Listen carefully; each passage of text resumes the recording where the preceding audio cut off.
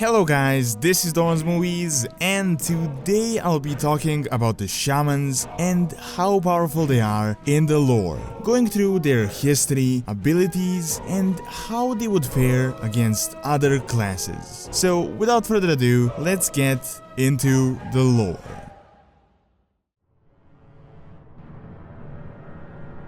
The elements are the basic building blocks of all matter in the physical universe. There is fire, air, earth and water, and they're all crucial parts of a planet. On top of this, there are also forces known as the spirit and decay, and they're instrumental tools of a shaman. The spirit is also the deciding factor of the elemental behavior on the said planet. By nature, they are very chaotic, but when this spirit is abundant, they can become very passive. However, on Azeroth, as the world soul was extremely powerful, it had consumed so much of the spirit that the native elementals became completely erratic and destructive. Soon enough, embodiments of the elements known as the Elemental Lords ruled over the lesser ones, and the world was in constant war and chaos. Aside from Azeroth, almost all worlds have these spirits, so many of the native races learn to adapt and live in harmony with them. This means that shamanism has existed for a very long time. On Draenor, the Orcs were the main shamanistic race, and usually the wisest of the clan would become shamans, constantly in contact with the elements in order to guide their people.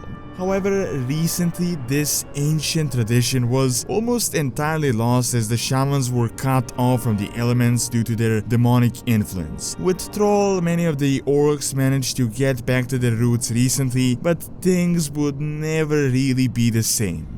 On Azeroth, most of the races practice or have practiced shamanism at some point in one way or the other, although there are certain ones that make it an important part of their society. The Tauren and the Trolls are some of the oldest practitioners, but there are newer additions that realized how important it is to have a connection with the elements. Probably the most interesting of the newly introduced shaman races are the goblins, who focus more on their bargaining skills, even though they're definitely not the deeply spiritual types. So what exactly is a shaman in the first place, and how do they work? The most important thing to keep in mind is that even though shamans can be very destructive, they're not primarily a class meant for war. Usually shamans would be the spiritual leaders and the ones to keep harmony of the elements and the world around them. A big difference compared to the other classes is that they commune with very chaotic forces that constantly rage against one another, so the shamans usually work as moderators and try to bring balance to all of this never-ending chaos. Their relationship with the elements is very unique, and it is a relationship of mutual respect and dependency. The elements are not these gods looking out for everyone's best interest, but instead they provide aid for those that aid them. However, demanding power in return could anger the elements and completely cut off the shamans, pretty much just rendering them useless. On the other side worth mentioning are the dark shamans that enslave and force the elementals to serve them, and that practice is definitely a lot more destructive and reliable, but in the long term it is just not sustainable and can potentially backfire.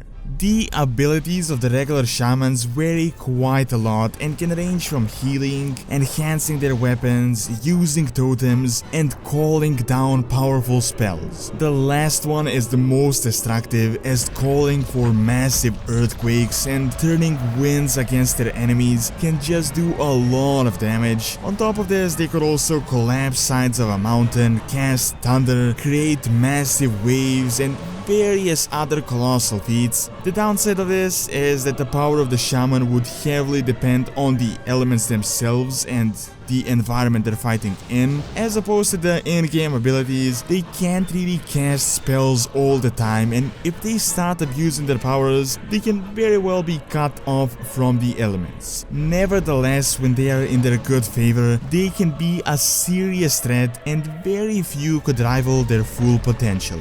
So with all of the different varied abilities, how would they fare against the existing classes? When compared to the melee ones, usually the Shamans would be the winners. Basing this off the Garrosh Troll duel, there really isn't much the melee classes could do to defend from the Shaman. A hand suddenly emerging from the ground itself or thunder striking from the sky is very unexpected and could catch the combatants by surprise. The two melee classes that could definitely fare a bit better are the Death Knights and the Demon Hunters. The reason is because of their superhuman abilities, and the Death Knights Star Knight armor, but it still doesn't mean that they could defeat the Shaman or even have an easy time against them. The increased speed of the Demon Hunters could break the distance and prevent the Shamans from being able to cast any spells, or they can dodge their spells, but still it really depends on the case-to-case basis as well as the environment. On the other side, there are the users of the light, such as the paladins and the priests, where it is just really hard to determine what would happen. The reason for this is because the light and shamanism are very different practices, so putting one against the other makes it very hard to compare. Without a doubt, the paladin's light shield would definitely be of help, but even the best shield can protect against a spell powerful enough.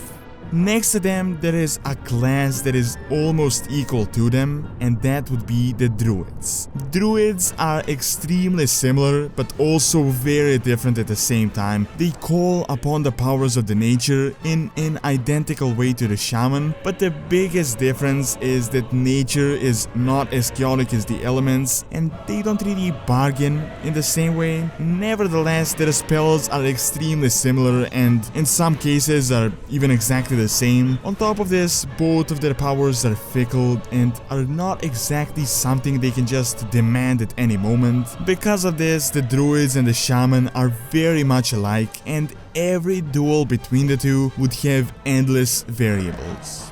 Lastly, there are the Warlocks, Mages and the Shadow Priests, who on average are stronger. However, as compared to other classes, it doesn't necessarily mean that they're more destructive than the Shamans. On the contrary, Shamans could potentially cause more damage. The biggest difference though is that the magic of these classes is just so much darker and also more reliable. A mage can just cast a spell at any point in time, and he doesn't have to please some outside force, which definitely plays an important role. Plus, in general, magic like Fel and the Void are more powerful than Elemental. The elements are very impressive, but there are stronger forces out there in the universe, and we have observed the Orc Shamans turn into Warlocks in order to get more destructive abilities as well as more reliable. Still, even though the other classes are technically stronger, it doesn't mean that a Shaman wouldn't be able to hold his own in a battle.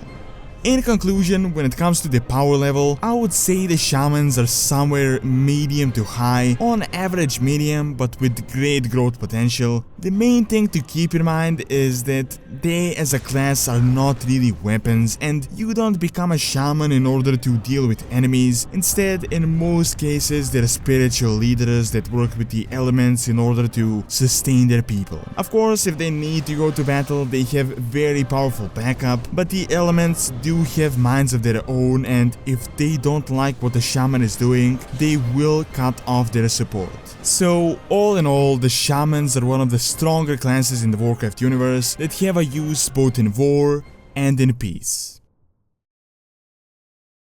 Alright, and that is all I have for this video. Do keep in mind that this series is just my own opinions based on the available lore facts, and feel free to leave your thoughts on the Shamans in the comment section below and how powerful you think they are. Also, don't forget to subscribe to the channel if you want to see more videos like this, and like the video as it really helps out and keeps all the content going. Thanks a lot for taking the time out of the day to watch this video, and see you next time.